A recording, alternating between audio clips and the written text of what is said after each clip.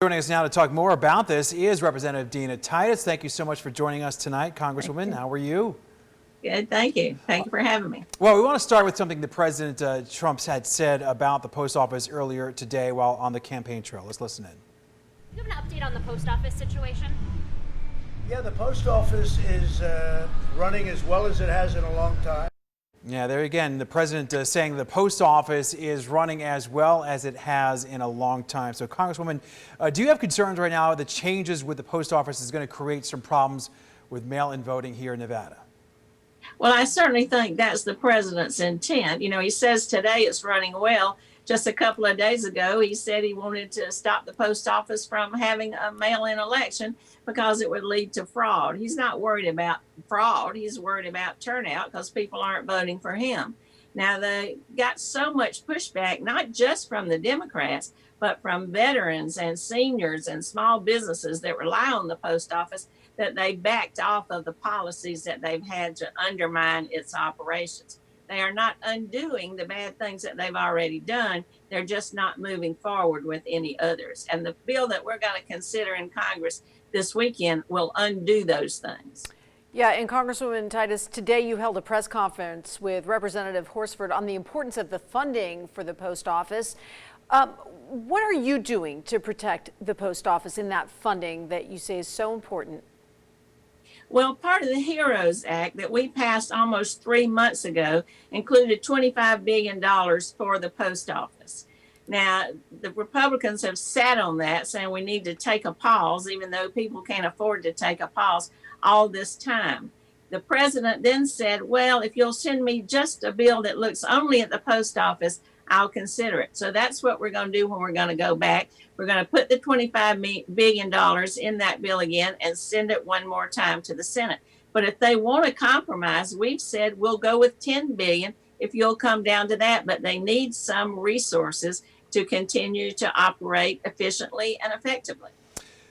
Congresswoman, let's move on now to the coronavirus and the economic fallout. How do you expect a Biden presidency will help Nevada out of our financial mess? Do you have plans to press him for some kind of bailout for Las Vegas?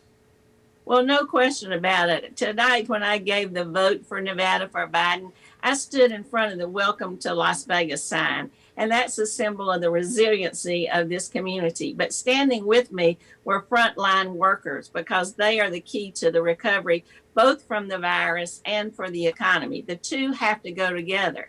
And Joe Biden realizes that. He's going to follow the science, and we take care of the virus, then the economy will come back. You can't look at the two separately. And he will have a national plan, unlike the president, who one day is going to disappear. The next day he's going to fire his number one scientist. The next day he's saying, oh, we're doing a great job. It's all China's fault. There's so many mixed messages. We now rank among the lowest in the country in terms of recovery, among the highest in terms of percentage of death and cases.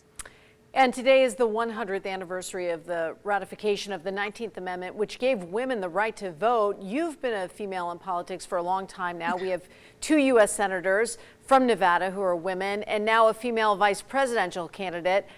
What do you think about this kind of growth that we've seen in the past few years for women in politics? Well, it's very exciting. When I was first elected to the state Senate, there were only 3 women there. And now we have a legislature that's a majority of women. I taught women in politics at the university for a long time. We have more women in Congress than we've ever had, and more women running for Congress. But we still have a long way to go, because we're only about 20% of Congress, and we're 50% of the population. You know, the image is that women can't do as well as in politics, because you're supposed to have fire in the belly and women have buns in the oven. But we're overcoming that. And speaking of that, Congresswoman Nevada Senator Ivana Cancela spoke tonight. Now, she's the first Latina, as we know, senator that we've had in state history. So what do you think of her speech, and how well do you think she is representing Nevada? And also, how important is Latino vote for the Silver State here coming up to this presidential election? We've seen before Latinos really supporting Bernie Sanders before in the primary.